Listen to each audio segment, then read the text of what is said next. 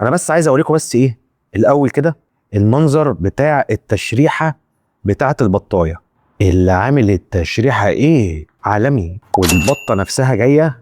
يعني بص، هي مش بطه طبيعيه، عارف انت مساء الخير مساء النور، البطه جايه ما شاء الله عليها.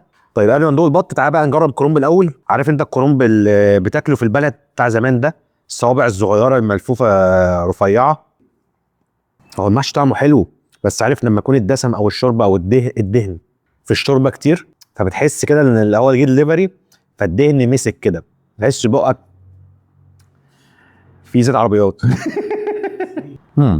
انا كده كده من محب الوراك، بس الصدر النهارده جاي شكله قليل الادب. تعالى نفتحه كده. اللحمه برضو جاي دايب، واخد تحميره من بره، حماره من بره في شويه زيت وسمنه. ناخد بقى حته كده مع صبع المحشي. ايه التمال والحلاوه دي تسيب بالله. بصوا المنظر، بس للامانه اللحم مش ابيض قوي من جوه. انا عارف كده كده ان اللحم بتاع البط بيبقى احمر، بس ايه مش نفس اللون اللي قبله. تعالى ناخد حته من الورك محشي، وناخد غطس مع الرمانه. ايه البط ده؟